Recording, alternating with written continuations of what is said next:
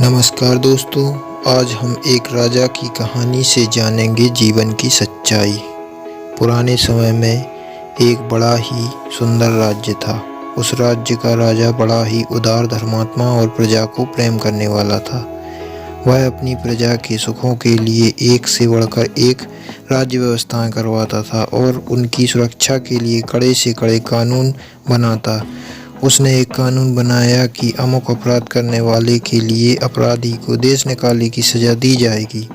कानून तोड़ने वाले बहुत से दुष्ट व्यक्तियों को राज्य से निकाल बाहर किया गया। राज्य में चारों तरफ सुख शांति और समृद्धि का माहौल था, लेकिन एक बार भूलवश वही अपराध राजा से हो गया। राजा बड़ा ही दुखी हुआ।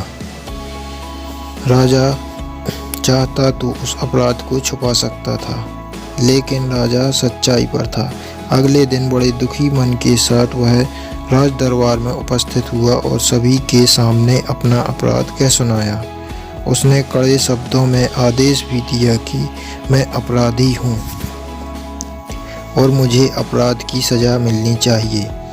दरबार में उपस्थित सभी सभासद इतने धर्मात्मा राजा को राज्य से निर्वासित नहीं करना चाहते थे, लेकिन राजा अपनी बात पर अड़ा रहा। उसने स्पष्ट शब्दों में कहा, जब राज्य के कानूनों को मैं ही नहीं मानूंगा तो प्रजा उसका किस प्रकार पालन करेगी। इसलिए मुझे देश निकाला होना चाहिए।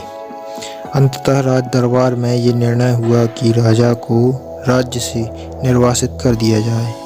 लेकिन अब प्रश्न ये था कि अगला राजा किसे बनाया जाए। उस राज्य में प्रजा में से ही किसी योग्य व्यक्ति को ढूंढकर राजा बनाने की प्रथा थी। जब तक नया राजा ना चुन लिया जाए, तब तक उस पुराने राजा को ही कार्यभार संभालने के लिए विवश किया गया और ये बात उस राजा को मजबूरन माननी पड़ी। उस जमाने में आज की तरह वोट पड़कर चुनाव नहीं होते थे। चुनाव का ये तरीका उनको पता नहीं था। ऐसी बात न थी, बल्कि उन्हें अच्छी तरह से पता था कि तरीका उतना प्रभावशाली नहीं है, क्योंकि लालच, धौंस और झूठे प्रचार के बल पर कोई भी नालायक भी चुना जा सकता है। इसलिए व्यक्ति के सद्गुण ही उसकी चुनाव की कसौटी है। जो भी व्यक्ति सभी में अपनी योग्यता को सिद्ध करता, वही व्यक्ति चुन लिया जाता।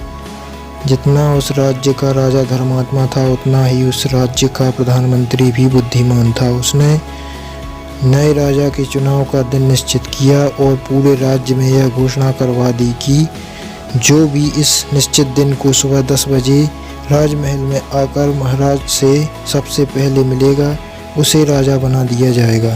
राजमहल एक पथरीली पहाड़ी पर मुख्य शहर से लगभग 2 मील की दूरी पर जरूर था, लेकिन उसके सभी द्वार खोल दिए गए।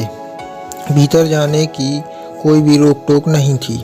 राजा के बैठने की जगह भी खुले में थी और वो घोषणा के दौरान सभी को चिल्ला कर बता दी गई थी।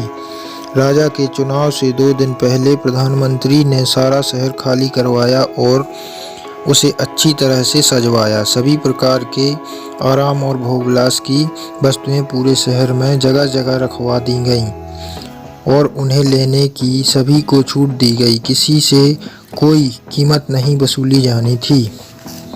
सब कुछ मुफ्त में। कहीं मेवे मिष्ठान के भंडार खुले हुए थे, कहीं पे खेल तमाशे हो रहे थे, कहीं पे आराम के लिए मखमली पलंग बिछे हुए थे, कहीं सुंदर वस्त्र भी मिल रहे थे। सुंदर और कोमल अंगों वाली स्त्रियां भी लोगों की सेवा सत्कार के लिए खड़ी थीं। जगह जगह राजकीय नौकर हाथ में दूध और शरबत के गिलास लिए खड़े थे। इत्रों के छिड़काव और चंदन की सजावट से पूरा शहर महक रहा था। शहर की हर एक गली ऐसे सजी हुई थी मानो कोई राजमहल। चुनाव के दिन सुबह से ही राजमहल के सारे द्वार खोल दिए गए और लोगों को उस सजे हुए शहर में आने की अनुमति दे दी गई। शहर के बाहर खड़े प्रजाजन जब शहर के अंदर आए तो उसकी सजावट देखकर हक्के बक्के रह गए। मुफ्त के शरबत और दूध हर कोई पीने लगा। किसी ने मिठाई की दुकान पर अपना आसन जमाया, कोई सिनेमा देखने जा बैठा, कुछ मुफ्त के गहने कपड़े पसंद करने लगे, कोई सुंदरियों के गले में हाथ डालकर नाचने लगा। सभी लोग अपनी अपनी रुचि के अनुसार सुख सामग्री का उपभोग करने लगे। 2 दिन पहले ही सभी प्रजाजनों को मुनादी करके ये बता दिया गया था कि राजा से मिलने का सही समय ठीक 10 बजे का है। इसके बाद पहुंचने वालों को राज्य का अधिकार नहीं माना जाएगा। शहर की सजावट और सुख सामग्री को मेला सिर्फ उसी समय का है। नियत समय के पश्चात उसे हटा दिया जाएगा। शहर का ऐसा एक भी व्यक्ति न था जिसे दोहरा के ये सारी बातें ना बता दी गई हों, और सभी ने कान खोलकर सुन भी लिया था। लेकिन शहर की सजावट और मुफ्त की सामग्री के सामने सभी का मन ललचा दिया। किसी का भी उन्हें छोड़ने का मन नहीं कर रहा था। राज्य मिलने की बात लोग उपेक्षा की दृष्टि से देखने लगे। कुछ सोच रहे थे कि दूसरों को जाने दो, मैं भागकर उनसे पहले पहुंच जाऊंगा। कुछ घूम रहे थे कि अभी तो बहुत समय है। कुछ का विचार था कि सामने की चीज़ों को ले लो, अगर राज्य ना मिला तो ये भी हाथ से जाएंगी। कुछ तो राज्य मिलने की बातों का मजाक उड़ाने लगे कि ये गप तो इसलिए उड़ाई गई है ताकि हम यहाँ मिल रही सुख भोग की वस्तुओं का आनंद न ले सकें। पूरी भीड़ में से 1-2 ने हिम्मत की, शहर से निकलकर राजमहल की ओर चले। लेकिन थोड़ी दूर चलने के बाद महल के पथरीले रास्ते, पहाड़ी ऊंचाई और शहर की सुंदरता ने उनका मन बदल दिया और वो उल्टे पांव शहर वापस चले आए।